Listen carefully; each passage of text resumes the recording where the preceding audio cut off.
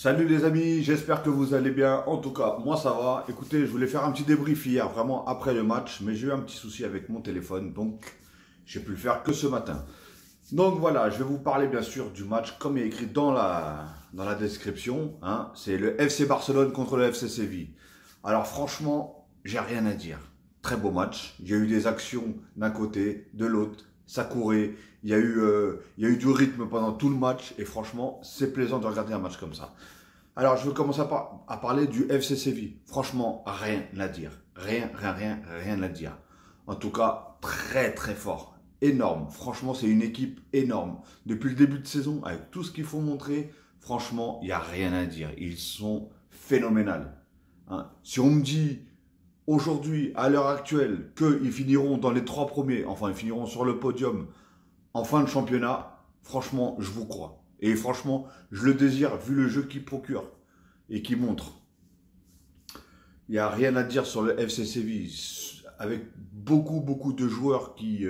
après, je connais vraiment pas tous les noms, mais il y a un défenseur Kanouté hier. Je crois que c'était ça, Kanouté ou un truc comme ça. Énorme, énorme le défenseur. Énorme. Euh, Ocampos. Voilà, Ocampos déjà, c'était un joueur que j'appréciais pas mal, que j'aimais bien déjà quand il jouait à l'OM, hein. Et pourtant, comme vous le savez, je suis supporter à 100% du Paris Saint-Germain. Mais quand je le voyais jouer à l'OM, franchement, je me disais, ce joueur-là, il a du talent, mais il est mal entouré, personnellement. Et vous pouvez le voir aujourd'hui à Séville. À Séville aujourd'hui, il est bien entouré, il est bien structuré et franchement, il régale. Il n'y a rien à dire, il régale. Et même lui, ça se voit, il a un plaisir à jouer. Franchement, c'est énorme. Et tant mieux. Et tant mieux, comme ça au moins, ça ne fait pas toujours les mêmes équipes qui finissent sur le podium. Et c'est pas toujours les mêmes équipes qui gagnent. Sinon, passons au FC Barcelone. Alors le FC Barcelone, il y a une chose que je ne comprends pas déjà, premièrement, hein. Alors, si vous pouvez me le mettre même dans les commentaires, le pourquoi. Pourquoi Ter Stegen ne joue pas? Parce que Neto, il n'y a pas de souci. Mais sur les gros matchs, il fait très peur. Et balle au pied, il fait très peur, hein. Alors que nous, on sait très bien que Ter Stegen, c'est vraiment ses qualités, hein. Et de toute façon, il fait partie des meilleurs gardiens du monde, Ter Stegen, qu'on le veuille ou pas, hein. Donc déjà, Ter Stegen, je ne sais pas pourquoi il est absent, pourquoi il ne joue pas. Est-ce qu'il est blessé? Est-ce qu'il est positif au Covid? Ou est-ce qu'il est malade? Je ne sais pas. Dites-moi dans les commentaires si vous pouvez me le dire, hein. Sinon, alors après, on va passer à la tactique. La tactique de Koeman est très bonne. Il y a rien à dire. Il a commencé à faire vraiment jouer toute l'équipe du FC Barcelone. Ça a une touche de balle, c'est moins lent, c'est un peu plus rapide. Faut dire ce qui est. Mais moi, j'ai bien aimé contre le Celta Vigo et contre, je sais plus c'était qui la première équipe. Il n'y a pas de souci. Mais je me suis dit, ça sent très mauvais. Parce que avec un milieu à deux, et en plus, un des deux milieux, c'est Busquets, qui est loin de celui qui court le plus vite, et il est loin de celui qui court le plus. Tout simplement, tout court. Enfin, tout simplement. Et du coup, c'est impossible de jouer avec une tactique comme ça. Il fallait que ce soit deux milieux, deux Matuidi par exemple. Vous voyez ce que je veux dire? Des mecs qui courent partout. Vous vous rendez compte tout ce que Coutinho il a couru hier? C'est énorme, énorme. Je crois qu'il quand il est sorti sur les rotules. Parce que c'est énorme. La défense l'aspect défensif qu'il donne et l'aspect offensif, franchement, c'est énorme. Il n'y a rien à dire sur ça.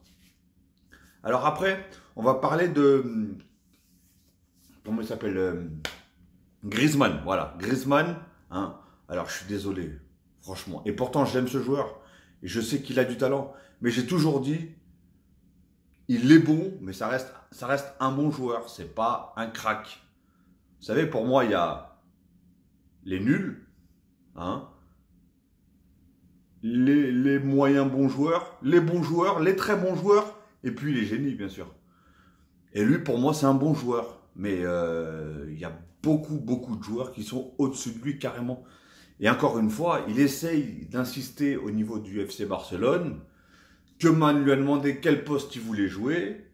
Koeman le met à son poste. Excusez-moi, mais il n'y a rien. Il n'y a rien. C'est le néant total.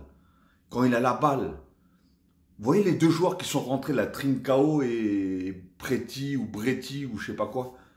Ces deux joueurs-là, ces deux jeunes joueurs, ils arrivent, et ben dès qu'ils ont le ballon, ils essayent d'aller vers l'avant. Le problème de Griezmann revient toujours à la même chose. À partir du moment où il a la balle, la première chose qu'il fait, c'est il revient en arrière ou il fait une passe en arrière. C'est horrible de voir ça, et surtout c'est pas le jeu du Barça. Ça a strictement rien à voir avec le jeu du Barça. Le jeu du Barça, on sait que leur point fort, ça a toujours été non la défense, mais ça a été le milieu et l'attaque. Donc ça veut dire que vraiment leur style de jeu, c'est le jeu vers l'avant, mais vraiment vers l'avant. Comme par exemple De Jong, des fois, il attrape la balle, il part vers l'avant. Bon, il l'a moins fait hier, d'ailleurs. Je l'ai trouvé un petit peu en dessous de ce qu'il vaut d'habitude. Mais voilà, c'est ce style de jeu-là. Mais Griezmann, rien. Je sais pas. Ça fait 3 matchs, il sort, oui, à la 45e, à la 60e. Les autres, dès qu'ils rentrent, ils se procurent déjà plus d'actions. Ils tentent plus de choses. Griezmann ne tente rien. En fait, c'est ça le problème. Griezmann, dès qu'il a la balle, ok, il court vite, ok, il revient défensivement, il n'y a pas de souci. Mais nous, on ne lui demande pas ça. On lui demande d'être bon en attaque. Parce que sinon, ça fait un attaquant en moins. Donc, voilà. Donc, le cas Griezmann, franchement, je ne sais pas si ça va faire long feu. Hein. Je ne vous cache pas, je ne sais vraiment pas si ça va faire long feu. Alors après, on a Messi. Alors, je ne sais pas si vous allez être d'accord ou pas avec moi. Je vous le dis tout de suite. Je suis, on va pas dire pro-Messi, mais j'adore ce joueur. Pour moi, c'est pas le meilleur joueur de tous les temps, mais c'est le meilleur joueur qui actuellement. Voilà. Enfin, actuellement, depuis ces 10 dernières années, c'est lui le meilleur joueur. Voilà. Pour moi, il est au-dessus de CR7. Oh là, je vais avoir tous les fans de CR7 qui vont me sauter dessus. Mais bon, bref, en tout cas, voilà, c'est mon choix et ça n'est que mon choix. Hein. Vous avez le droit de préférer CR7. Moi, je préfère Messi personnellement dans le jeu, dans la beauté du jeu, dans ce qu'il fait, dans la vista, les passes et tout, etc. Enfin bref, passons. Alors, Messi, ce soir, il se dit, c'est ma dernière année et j'en ai un peu rien à foutre. Hein. Je fais ce que je veux, je fais que des corners rentrants. Voilà. Je joue pour jouer, mais je me prends vraiment pas la tête à vraiment vouloir. Voilà. Ou est-ce que c'est le positionnement où Koeman l'a mis? Moi, je le trouve déjà trop bas sur le terrain, personnellement, premièrement. Je le trouve trop bas. Et deuxièmement, Messi, c'est un joueur comme Ronaldinho. Pour les connaisseurs, pour ceux qui ont connu Ronaldinho, parce que je ne sais pas, les personnes qui vont regarder cette vidéo, les personnes qui ont connu Ronaldinho, un électron libre. Il faut lui laisser carte blanche. Fais ce que tu veux sur le terrain. Joue gardien si tu veux même. Faut lui laisser. Parce que ces joueurs-là, on sait que à partir du moment où ils attrapent la balle, c'est... Mais si tu les mets dans un poste fixe, et moi, pour moi, Messi, je le vois pas comme je le voyais. Je le vois pas faire ses matchs. Je le vois pas réussir ce qu'il réussissait. Je voyais que Messi, il aimait bien partir de son côté et rentrer. Alors que là, il est en plein dans l'axe. Il est entouré de 50 000 joueurs. Franchement, c'est affreux. C'est affreux et c'est dommage d'ailleurs pour le Barça parce que vous avez pu voir hier sur le côté droit, c'était 0%. Ça a joué à 0%. Ça a joué pratiquement que sur le côté gauche ou au centre. Et rien sur les côtés. Alors que le Barça, voilà, on sait que on a des joueurs qui aiment bien dribbler et pim, qui aiment bien repiquer dans l'axe. Vous voyez? Ce que faisait Messi ou ce que fait Ansu Fati au lieu de rester collé sur sa ligne. Non, il est là, il dribble, tac, et il rentre dans le jeu.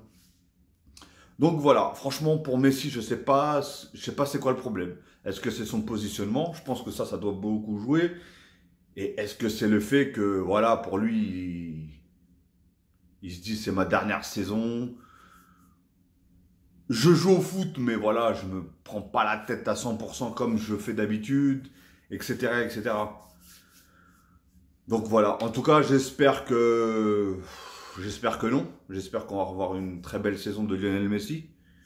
Et j'espère que Koeman va changer certains trucs. Mais franchement, il a fait quand même un peu de bien. On va se l'avouer. Il a fait beaucoup de bien au FC Barcelone. Même si, par exemple, vous voyez dans ce match-là, les 15 dernières minutes, J'avais l'impression d'avoir le FC Barcelone de la saison dernière. Tout était lent, ça remontait pas assez vite, ça jouait pas en une touche de balle. Alors que tous les matchs, par exemple contre le Celta Vigo, ça faisait tourner la tête parce que voilà le problème de... Enfin le problème. L'avantage qu'ont le FC Barcelone, c'est qu'en une touche de balle, ils sont très très forts. Et la plupart de ces joueurs-là qui sont au FC Barcelone savent jouer en une touche de balle. Donc voilà, bon, en tout cas, voilà, ça a été un match nul. Et du coup, le Real, ils ont gagné 2-0 contre l'Levante, je crois, ou je sais pas contre qui. Enfin bref. Bon après, voilà, le FC Barcelone, je crois, ils ont 2 matchs en moins, si je me trompe pas. Si je me trompe pas, ils ont 2 matchs en moins par rapport à toutes les autres équipes. Donc voilà, franchement, il n'y a pas de quoi s'alarmer. Ils vont rattraper tout ça. Et ils vont remonter tout en haut, comme ils font d'habitude, normalement, en temps normal. Et franchement, là, ils ont une bonne équipe. Ils ont un bon banc. Franchement, ils ont des petits jeunes, là. Franchement, ils sont très, très forts. Là, les Trincao et les Preti ou Freti. Ou... Je sais plus c'est quoi le nom de l'autre joueur. Mais voilà, c'est des joueurs qui... Ils ont de l'avenir. Et franchement, moi, j'aurais adoré un Riqui Puig aussi. Franchement, un Riqui Puig. Je comprends pas pourquoi il ne le fait pas jouer. Il est tellement fort, ce petit. Il a tellement de talent. Il a une marge de progression en plus. Je pense qu'il doit être immense encore.